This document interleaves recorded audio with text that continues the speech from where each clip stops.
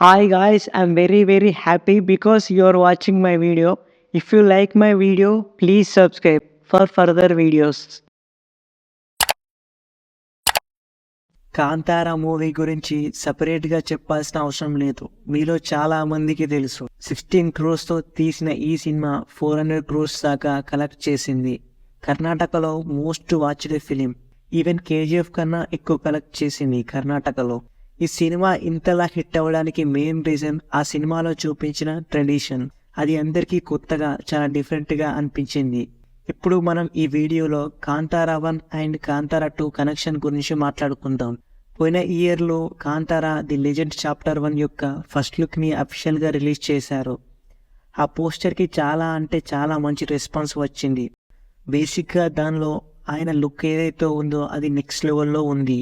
Already release అయిన కాంతారా మూవీకి chapter 1 అని పెట్టకుండా ఇప్పుడు షూట్ చేస్తున్న మూవీకి ఎందుకు chapter 1 from the rain of Columbus అని పెట్టారంటే, ఈ కొలంబస్ అనే వాళ్ళు 1340 ఇయర్ కాలం నుండి 1540 ఇయర్ వరకు కర్ణాటకలో నివసించిన పురాతన కాలం నాటి ఒక రాయల్ ఫ్యామిలీ. బేసిక్ గా మనకు అర్థం కావాల్సిన విషయం ఏమిటంటే, కాంతారా సినిమాలో స్టోరీ అంతా కూడా అప్పటి కాలం నాటి రాజుతో మనకి సినిమా అంతా కూడా స్టార్ట్ అవుతుంది. అతని వంశానికి చెందిన వాళ్ళతోని ఈ సినిమా అనేది కంటిన్యూ అవుతుంది.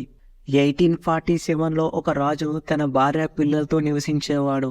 అతనికి పెద్ద సామ్రాజ్యం ఉంటుంది, కానీ అతనికి ప్రశాంతత అనేది ఉండదు. అతను తన ప్రశాంతత కోసం వెతుకుతూ ఉన్న సమయంలో పంజుర్లి అనే పేరుతో ఉన్న దేవుడి విగ్రహం కనిపిస్తుంది. ఆ విగ్రహానికి రూపం అంటూ ఉండదు, అది రాయి ఆకారంలోనే కనబడుతుంది. దాన్ని చూసిన తర్వాత ఆ రాజుకి ఆనందం కలుగుతుంది. అప్పుడు ఆ రాజు ఆ రాయిని తనతో తీసుకెళ్లాలని అనుకుంటాడు.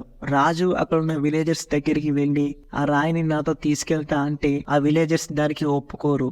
ఆ విలేజర్స్ కి ఆ రాయి చాలా పవిత్రమైనది, ఆ రాయే వాళ్ళని చాలా ఏళ్ల నుండి కాపాడుతుందని వాళ్ళు నమ్ముతూ వస్తున్నారు. అప్పుడు ఆ రాజు వాళ్ళని ఎంతో రిక్వెస్ట్ చేస్తాడు. అక్కడి ప్రజలు ఆలోచిస్తున్న సమయంలో అక్కడున్న పంజుర్లి నుంచి దేవుడు ఒక మనిషిలోకి ప్రవేశించి ఆ విగ్రహాన్ని తీసుకువెళ్ళొచ్చు, కానీ నువ్వు ఈ ప్రజలకి స్థలాన్ని ఇవ్వాల్సి ఉంటుంది. అలాగే రాబోయే కాలాల్లో ఏదైనా తప్పు జరిగితే గుళిగ వల్ల నీ వంశానికి ముప్పు తప్పదు అని అంటాడు. అప్పుడు అలాంటిదేం జరగదులే అని ఆ రాజు అక్కడి నుండి వెళ్ళిపోతాడు.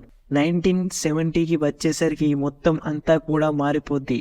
ఆ రాజు యొక్క వారసుల్లో ఒకరైన వ్యక్తి ఆ భూతకోల ఆడుతున్న వ్యక్తిని ఆ స్థలాన్ని మళ్ళీ తిరిగి ఇవ్వమంటాడు.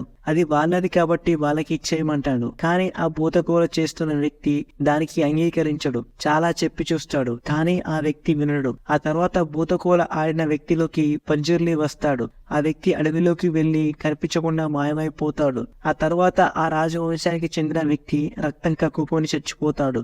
ఆ ల్యాండ్ కేసు అనేది అక్కడితో ఆగిపోతుంది. 1990లోకి వచ్చేసరికి మనం ఏదైతే మెయిన్ పార్ట్ ఆఫ్ మూవీ సినిమాలో చూసామో అదైతే మనకి కనబడుతూ ఉంటది. సో బేసిక్ గా ఇదంతా జరిగింది ఎప్పుడు 1847 నుంచి, అంటే అప్పటి కాలం నాటి రాజుల నుంచి ఇదంతా వచ్చింది.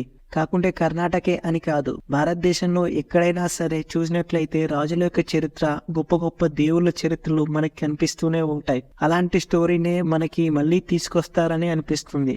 అంటే కళంబాస్ రాజుల యొక్క టైంలో కూడా ఇలాంటి కొన్ని సంఘటనలు జరిగాయి. తప్పు చేసిన వాడిని ఆ దేవుడు స్వయంగా వచ్చి శిక్షిస్తాడని మనకి కాంతారాలో చూపించారు. అండ్ కాంతారా ప్రీక్వెల్ లో కూడా అదే చూపించబోతున్నారు. కాకపోతే దీన్ని చాప్టర్ 1 అనడానికి రీజన్ ఏంటంటే, అంతకు ముందు కూడా చాలా సంఘటనలు జరిగాయి. ఇంతకు ముందు భారతదేశ చరిత్రలో, భారతదేశ ఇతిహాసాల్లో, భారతదేశ పురాణ గ్రంథాల్లో ఎన్నో అద్భుత గాథలు ఉన్నాయి. అవన్నీ నిజంగా జరిగాయి చాలా చోట్ల. చాలా మంది ఏమంటున్నారంటే, ఫస్ట్ లుక్ రిలీజ్ అయ్యాక పరశురాముడి రిఫరెన్స్ తీసుకుని తీస్తున్నారని అనుకుంటున్నారు. నేనైతే అది పరశురాముడని అనుకోవట్లేదు.